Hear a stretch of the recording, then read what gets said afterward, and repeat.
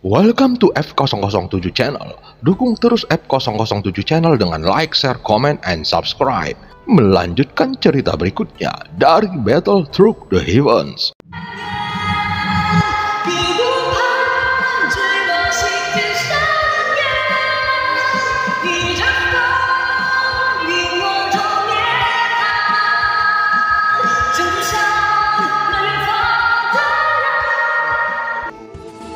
Selamat beraktivitas dan terima kasih atas dukungannya selama ini.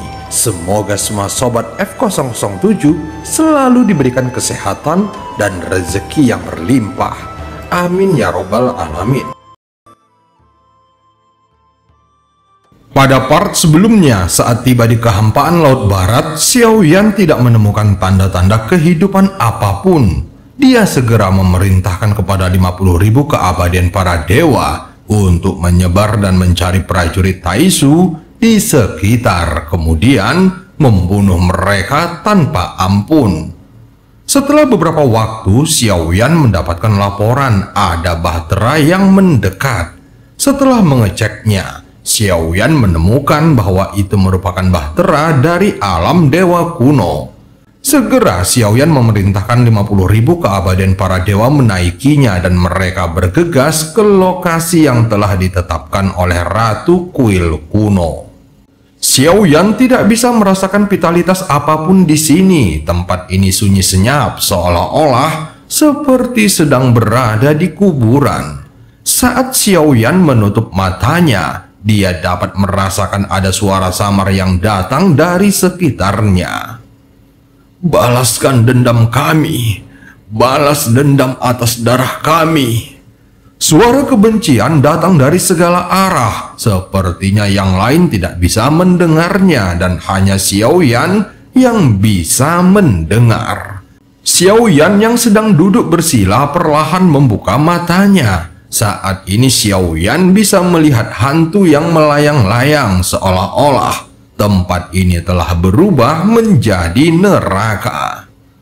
Saat ini hati Xiaoyan tiba-tiba menegang. Perasaan ini membuatnya merasa tidak nyaman. Dia bisa merasakan ratapan jiwa-jiwa yang mati terus datang dari kehampaan Laut Barat. Itu membuat hati Xiaoyan terasa seperti ditusuk oleh jarum. Hal itu membuatnya sangat khawatir tentang benua Doki dan benua Daudi. Bagaimanapun, keduanya berada di kehampaan Laut Barat. Alasan mengapa setiap kali Xiaoyan meninggalkan dunia sensi, dia akan muncul di kehampaan Laut Barat. Hal ini disebabkan karena Xiaoyan lahir di kehampaan Laut Barat, dan ini adalah kampung halamannya. Tetapi kehampaan Laut Barat jugalah yang pertama dijarah oleh Taisu. Hampir semua bintang di kehampaan Laut Barat tidak bisa melepaskan diri dari penjajahan, dan Taisu menjarah semua sumber daya di seluruh kehampaan Laut Barat. Dengan metode Taisu ini, tidak dapat dibayangkan berapa banyak prajurit Taisu tanpa jiwa yang telah lahir. Sekalipun mereka tidak punya jiwa, tetapi mereka menggunakan armor dewa palsu dan memiliki kekuatan tempur yang sangat menakutkan. Jumlah yang besar cukup untuk mendatangkan kekacauan pada setiap bintang di sini, seolah-olah mereka bagaikan nyamuk yang menyedot darah mangsanya dalam sekejap. Sebenarnya pengaturan seperti apa yang dibuat oleh Ratu? Jika ada begitu banyak keabadian para dewa di dunia kuno, dewa abadi dan iblis, maka seharusnya kekuatan dunia sensi jauh lebih tinggi. Mengapa Ratu tidak melawan?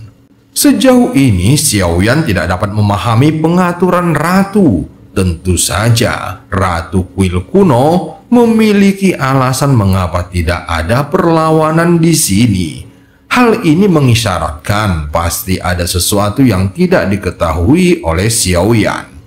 Sekarang Xiaoyan telah kembali dan dia juga masih tidak tahu apa yang terjadi pada Ratu. Sehingga hal yang terbaik adalah dia harus bertemu Ratu untuk memahami semuanya secara detail. Namun kini Xiaoyan mengikuti instruksi yang ditinggalkan ratu untuk pergi ke Beiming terlebih dahulu. Dengan bantuan formasi teleportasi, itu bisa membuat kecepatan Bahtera menjadi lebih cepat. Dengan adanya 50.000 keabadian para dewa, maka kekuatan yang mereka miliki bisa dengan mudah mengaktifkan formasi teleportasi, sehingga Xiaoyan tidak perlu untuk mengambil tindakan.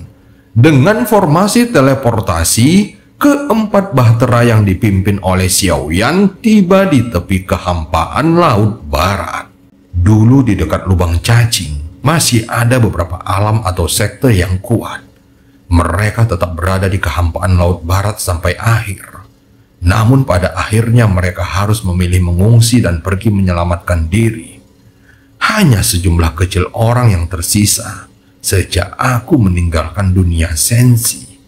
Setelah memasuki lautan kehampaan, Xiaoyan selalu gelisah karena begitu dia bertemu dengan seorang prajurit Taisu, itu hampir setara dengan mengumumkan hukuman mati pada prajurit Taisu.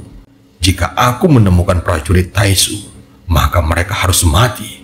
Mereka telah membunuh terlalu banyak makhluk hidup sensi. Jadi mereka harus membayarnya dengan hidup mereka. Pada saat ini di luar lubang cacing yang runtuh, terlihat ada 7 atau 8 bahtera dengan ukuran dan penampilannya yang sangat berbeda. Sepertinya mereka tidak berasal dari alam yang sama, tetapi berpergian secara bersama-sama. Apakah kita benar-benar dalam bahaya? Terdengar suara di antara orang-orang yang berada di dalam bahtera. Apapun yang terjadi, masih ada peluang yang lebih besar untuk melarikan diri. Kita akan pergi melalui lubang cacing. Selama kita bisa meninggalkan kehampaan Laut Barat, kita akan aman. Kita harus percaya pada saudari Peng Chan. Di salah satu bahtera ada sekelompok sosok yang terlahir dengan mata putih, namun hampir sebagian besar dari mereka duduk bersila. Semua orang tampak pucat dan sepertinya mereka semua mengalami cedera yang cukup parah. Alam spiritual telah hancur. Sosok yang bernama Feng Chan bahkan tampak pucat dan masih ada 2 garis air mata di sudut matanya. Tinjunya mengepal dan secara perlahan membuka mata indahnya yang tampak menahan semua rasa sakit. Mereka telah membantai 30 juta orang di alam spiritualku. Mengapa semua ini harus terjadi? Mengapa? Saat ini seluruh tubuh Peng Chan sedikit gemetar. Dia telah melihat sungai darah dan mayat yang menggunung dengan matanya sendiri. Bagaimana mungkin pemandangan seperti itu tidak akan menyakiti hatinya? Selain Feng Chan, di sisinya ada juga Ling Fei. Dia terlihat lebih kurus dan mereka berdua tampak terluka parah. Tetapi dia tetap berusaha menjaga dan menguatkan hati Peng Chan. Jika dibandingkan dengan trauma fisik, maka trauma pada hati bahkan menimbulkan efek yang lebih parah lagi. Aku menyaksikan alam tempat kelahiranku hancur dengan mataku sendiri. Hanya sedikit dari kita yang berhasil melarikan diri. Bahkan jika mereka berhasil bertahan, mereka tidak akan memiliki rumah di masa depan.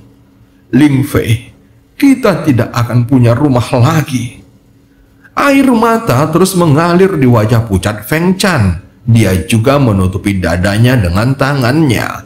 Rasa sakit ini sepertinya meremas jantungnya dan mungkin tidak ada yang bisa merasakan hal yang sama. Saat air mata Feng Chan masih mengalir di pipinya, terdengar suara raungan yang menyebar. Sepertinya ada sesuatu yang sangat cepat sedang mendekati mereka. Saat mendengar suara ini, Ling Fei tiba-tiba berdiri dan melihat kehampaan di sekitarnya dengan mata yang waspada. Kita ketahuan, terus bergerak dengan kecepatan penuh. Di beberapa bahtera lainnya terdengar suara gemuruh yang memilukan. Segera cahaya dingin muncul dari kejauhan. Terlihat salah satu bahtera itu langsung meledak.